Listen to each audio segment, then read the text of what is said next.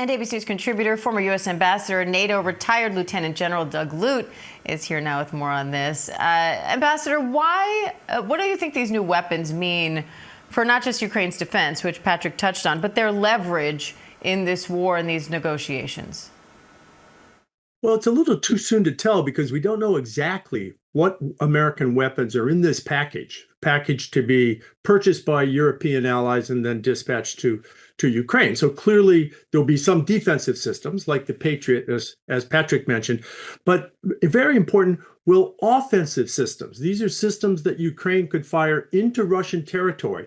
Will those also be included? Because any effective air defense program features not only defensive systems, but the systems capable of taking on the launch sites of the Russian missiles, drones, and rockets. So there's a real question mark here in terms of which systems will actually be included.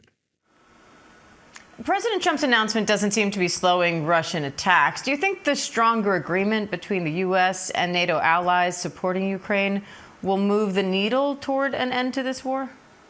I think it's just too soon to tell. We've had 6 months of experience where the Trump administration has refused to assert any leverage on Vladimir Putin in terms of moving him towards a ceasefire, despite the fact that Ukraine and the administration have agreed on a ceasefire. So now, yesterday, we see for the first time the assembly of some leverage, some meaningful leverage on Putin, but it's not clear whether systems will be delivered in sufficient quantity and quality to move the needle, and whether he will actually act on this threat of sanctions after a 50-day period. My bet is that Putin will stick with his maximalist war aims until he's forced off of those war aims. And it's not clear that the package announced yesterday will be sufficient. So what do you think it'll take to get a ceasefire here?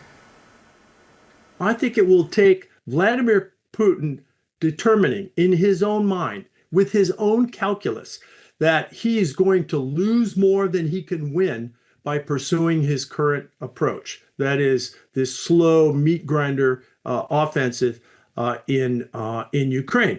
And I think fundamentally this could come about by two dynamics. First of all, a significant attrition of his forces on the battlefield, the potential that his army cracks, his occupation army cracks on the Ukrainian battlefield.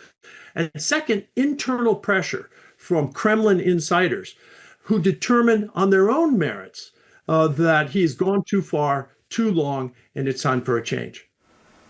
All right, former U.S. Ambassador to NATO, retired Lieutenant General Doug Lute, we appreciate it as always. Thank you.